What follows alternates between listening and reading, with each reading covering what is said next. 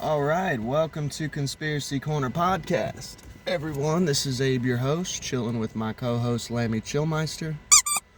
Now, I did do a testing. I did audio testing, so this episode should turn out fine. Let me know. I got the fan going. Remember I showed you all I got a little fan for the car? Because my car doesn't have AC and has battery issues. It's an old car. So let me know if you all can hear it. Let me know if it's a problem. It's on the highest setting, so maybe I can set it to a lower setting. Or if it becomes too much of an issue, I just won't use the fan at all and just sweat it out. Luckily, it's becoming fall here in Kentucky, so it should start chilling out here soon. Today is August 28th, 2024. And I got that internal light for the car when it gets dark. So, fun. I want to talk a little bit about Jacob Israel, man. I'm worried about him, and he's one of my favorite content creators. I don't even think he knows who I am, but that's fine. I get a lot of info off of him, good scoops and stuff. But he put a video out just here recently today, and he is not doing good. So I like to do this with the channel. Like I said, you know how the channel goes. Like, we accept everyone here. I'm an occultist. But I know that everyone has different spiritual beliefs, different spiritual paths. So, I don't know, man, if you guys could, like, either pray for him, you know, if you're into the occult, cast a spell for him. If you do Reiki or something, you know, do some Reiki on him. He's struggling, man.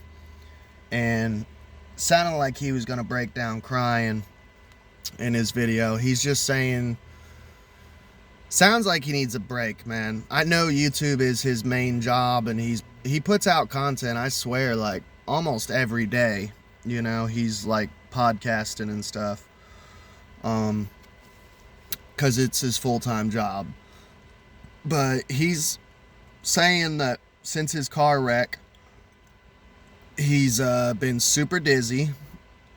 And I commented it in his comment section, and I don't know if he'll see this or not. I've shared this story before, so I'll keep it short. Hang on a second, I got a wish. Speak of the devil. There you go. I just made a wish for Jacob Israel. But I've told this story before. It was my jail story. Go check out that podcast if you want to hear my experience of going to jail for the first time. And I've been 3 times. I don't know if I've ever told the other 2 times, but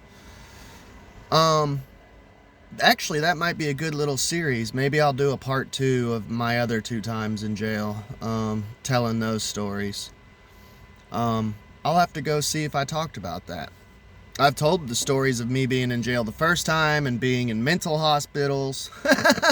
Go check those out. It's a trip. I'm a pretty open book on this channel. But long story short, I was in jail, and this was when I was a super bad alcoholic. I was detoxing on the top bunk of a jail. And I should have, what I should have done was honestly just slept on the floor. But I was told by another inmate, hey, this is your spot, you know. And where it was my first time in jail, I was kind of nervous, and I just was like, okay, I'm just going to do as I'm told, you know. 'Cause I'm the guest in their house. They've been there longer than me. Keep it cool, do what I'm told, just be a gentleman, you know. Now, the second time I was in jail, I slept on the floor, and they're like, hey, you can have a bed. And I'm like, nope, I have seizures, and I busted my head, and they remembered me. They're like, oh shit, that was you? You know, I was like, yep, because they put me in the same cell because I requested the same cell, so a lot of those guys were still in there. Because you can spend a couple years in jail, you know, until they figure out what they're doing with you, if you're getting out, if you're going to prison, whatever, depending on what you did. So my first time in jail, I had a seizure on the top bunk from withdrawing from alcohol. I fell straight off the top bunk, and you can actually see it. Oh, it's a little dark, but I fell head first into a concrete floor, split my head open. They had to staple my head back together. I broke my neck. One of the things Jacob is complaining about is he got a concussion. He's got nerve damage. He's got ringing in his ears. That's constant. He's having confusion, depression. Now, this is bad news, Jacob, if you're watching this. That depression is probably only going to get worse. When you might have some CTE, brother. If you had a concussion, you had some damage done. And I've had multiple head injuries. That's why I have horrible depression. Which is why, actually, it kind of reminds me I need to take one. If I can suggest anything to you, Jacob, if you're watching, you need to get on some ashwagandha and L-theanine. I'm telling you, brother, it will take that depression away. Now, the confusion, I deal with that every day. Confusion. Part of my reasoning is I used to do a lot of drugs, but I did have multiple head injuries too. So I slur my words sometimes. I stutter. I do have moments of confusion. And that's part of it. May never go away. I don't think it'll ever go away, buddy. Now the dizziness, that's another thing too. After I hit my head, dude, I have been dizzy and have dizzy spells every day since then.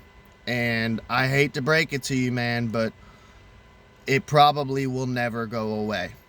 And they call it, like in boxing, they call it punch drunk, which is basically when you get hit in the head enough times, like you're literally like drunk 24/7. And that's what I have, which it kind of sucks, especially when you're working, because everyone thinks you're drunk, because you're dizzy and you're staggering and you're slurring. That never goes away, man. And luckily you work at home. You don't work at a grocery store like me. It fucking sucks because you get those moments of confusion combined with staggering and dizziness, combined with slurring, and everyone thinks you're fucking drunk on the clock. And it fucking sucks. And it may never go away. But good news is, Jacob, you do get used to it. I will tell you that. You do get used to it. I know that's not what you want to hear, but I'm just letting you know you will get used to it and it doesn't bother you as much. Now, the first couple months after my head injury, I was pissed. I was mad at life. I was just like, is this forever? And it's forever, bro. But you do get used to it. So that's good news, man. But yeah, he's struggling, dude, and he's just been laying in bed. He's barely been getting out of bed. The only time he's really said he's been getting out of bed is just to work on YouTube and stuff. So I don't know. I figured I'd give you all a little health update of what's going on with Jacob. Go check out his latest video. He'll go more into detail, but I like to do this every now and then on the channel, is do a little prayer request for people. And that includes spells, Reiki, whatever your spiritual path is. Jacob needs it right now. So, let's get on with the first subject. Speaking of the devil, Jacob was kind of talking about this too, and I commented in his comment section about it. He actually had to film the video twice on his health update. That happened to me yesterday. I was going to do one more podcast at least afterwards, after the one I put out yesterday. Well, I put 2 out yesterday, I believe. But I was going to do one more, and I recorded like 1/3 of it, and it stopped recording, and I got frustrated. So actually this is kind of a repeat too, but I take it as a sign that I'm not meant to podcast. So I just shut it down and just laid down, played some video games, watched TV, chilled out, you know. So the Taliban had a parade the other day,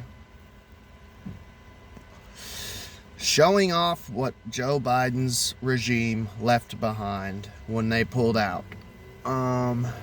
If they had pulled out correctly, it would have taken years, which I'm fine with, but we could have taken all of our stuff with us.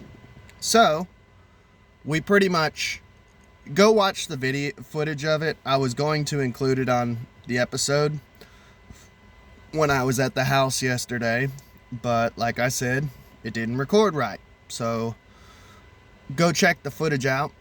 It's fucking insane. Russell Brand put out a good video on it. Shout out to him. Tell him who sent you. But go check it out, man. It's disgusting. But it reminded me of this old Bill Hicks bit. Bill Hicks is my favorite comedian. I love Bill Hicks. Damn, that sucks about this fan. It's making my eyes dry.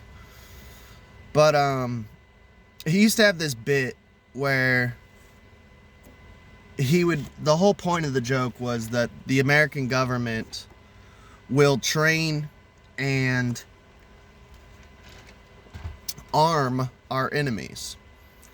And we've done this. The CIA trained Osama bin Laden. His name was Tim Osman. There's literally photos that you can look up of him at Disneyland in bell bottoms with his family and shit. Back in the 70s. It's crazy. He was a CIA asset, if not a CIA agent. And his name was Tim Osman. Which, by the way, we all know once CIA, always CIA. You don't leave the CIA. There's people that are like, oh, so-and-so's ex-CIA. I'm like, no, there's no such thing as ex-CIA. Sorry. And we did it with ISIS. CIA created ISIS. Probably with the help of the Mossad, which all of those agencies work together. MI6, Mossad, CIA. You all know. I'm preaching to the choir.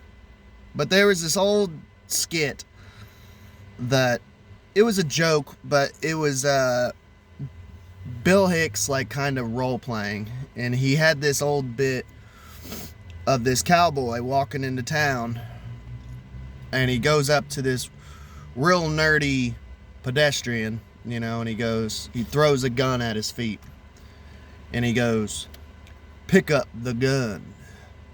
And the guy's like, "Well, mister, I don't want no problems. I'm just coming to town so I can feed my wife and kids, and I want to buy her some gingham so she can make a gingham dress." And he goes, "Pick up the gun." And he goes, "What?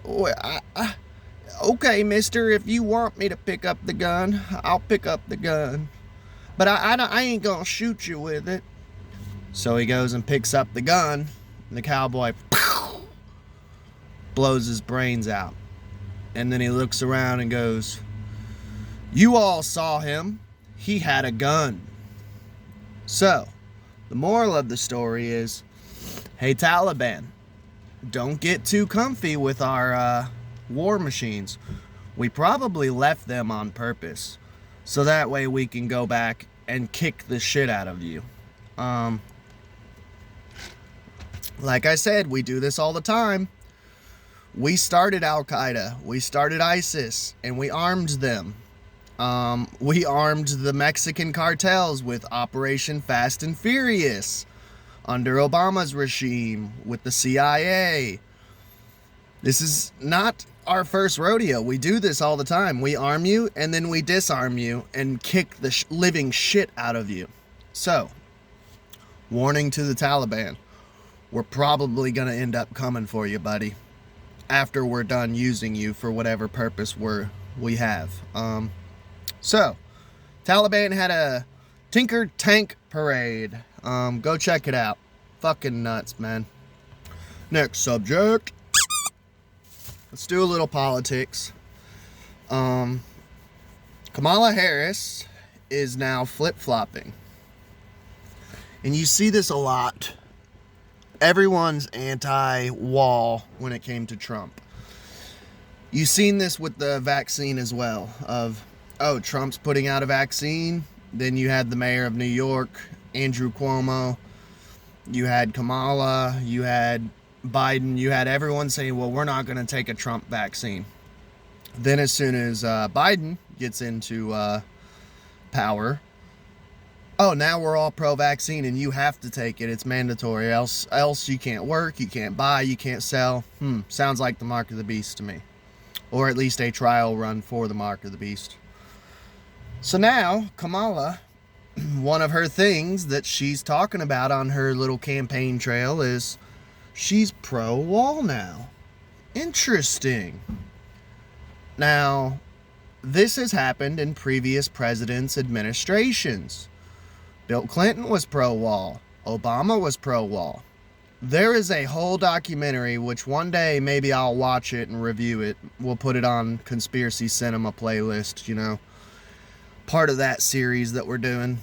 Which, by the way, we do have one planned. We're probably going to do it tonight. Well, not tonight. Tomorrow night, because I work tonight. Because it's my day off. Zodiac is free on YouTube. And we cover true crime on here. It's a true story about the Zodiac Killer. It's a early 2000s or mid 2000s movie, so that should be fun. We're going to watch and review it for the movie review playlist. Go check out the other episodes I've done. We cover conspiracy, true crime, paranormal. We watch cool movies and then review them. So we're probably going to do Zodiac tonight. Oh yeah, The Fence. So there's a documentary out, and it's an older documentary, but it's like an old classic conspiracy documentary called The Fence. Now, to sum it up, go watch it still, check it out, because obviously they're gonna give you better details and shit. It'd be a good one to sit down with a notepad and just write down notes like William Cooper used to say. Basically, every president has been pro-wall, but never completed the wall. And they never completed the wall on purpose, hence the movie's called The Fence. Now, what it does is it basically lays out how every president is pro-border control, but they don't want to fix the problem because it becomes basically a money laundering scheme of you keep getting tax money for it and not actually fixing the problem, so that way you keep getting money for it. Yeah, you just patch it up, put a band-aid on a scar instead of putting stitches in it. Now Kamala's flip-flopping on that. She was anti-wall while Trump was in power. Now suddenly she's pro-wall. Interesting. Now she's I was listening to RFK, since we're on the subject of Kamala. I was listening to RFK, and he was explaining how shitty the DNC did him. Basically, he told a story. He was on Tucker Carlson, so go check out that interview. It was a really good interview. My friend was like, RFK was just on Tucker Carlson. He's on there again. I'm like, yeah, dude, he just endorsed Trump. Everyone wants to talk to him. It was his first interview since he endorsed Trump.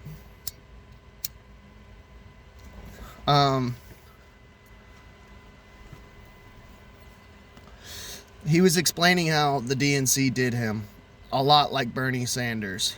Of pretty much, he was trying to contact Kamala Harris, and she would not take phone calls. And for the longest time, she's been doing media blackout of not taking interviews either.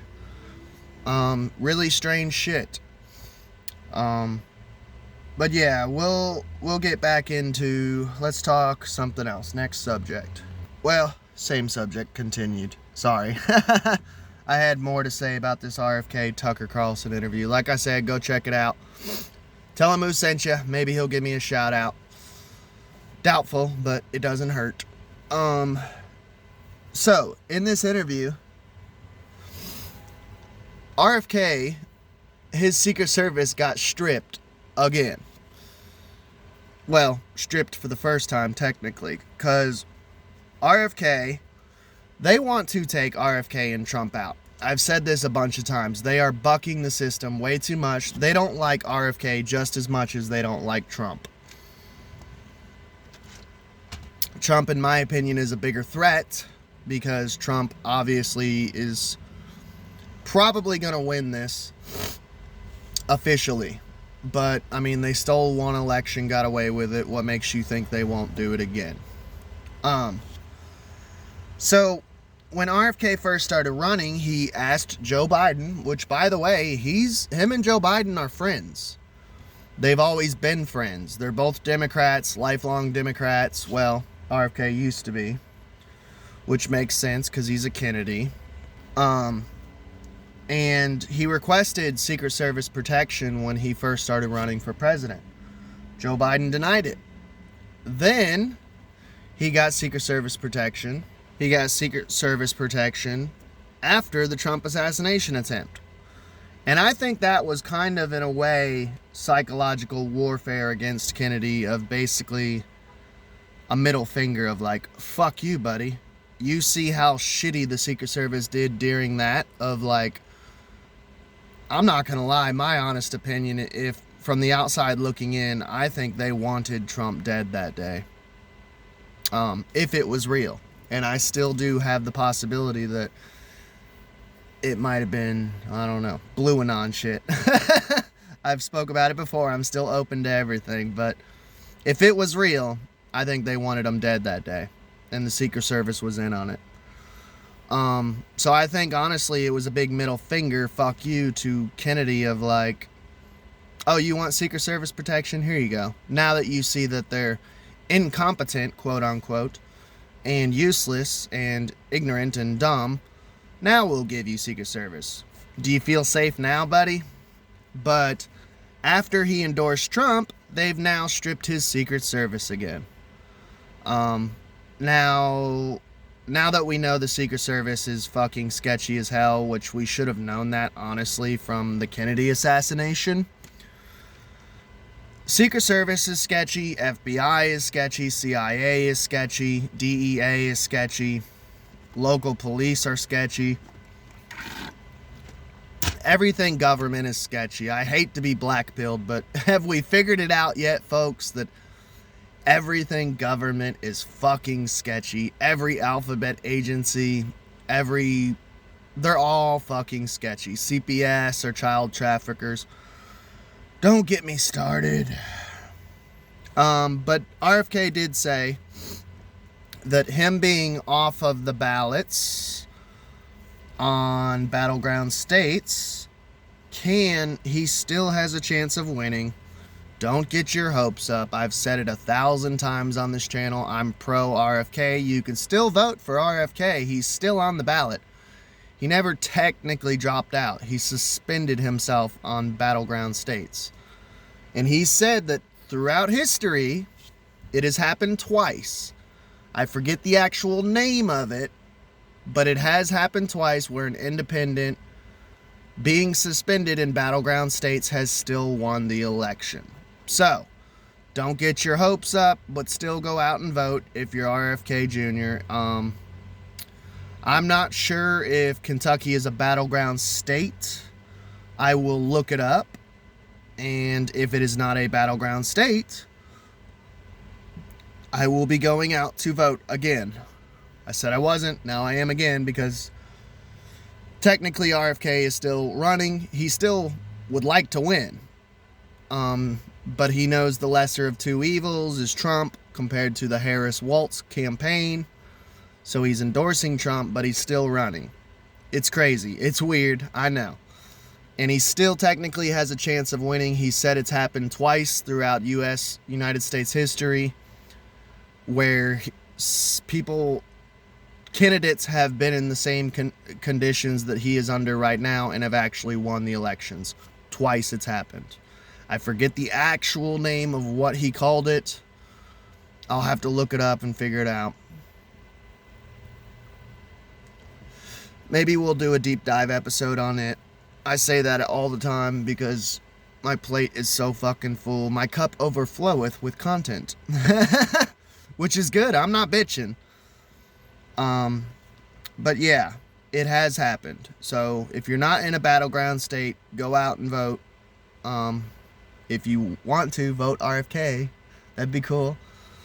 Because we still have a chance. Don't get your hopes up, though. I've said it 1,000 times on this channel. I doubt he's going to win. It's going to be Trump. If they can't rig it again, it's going to be Trump.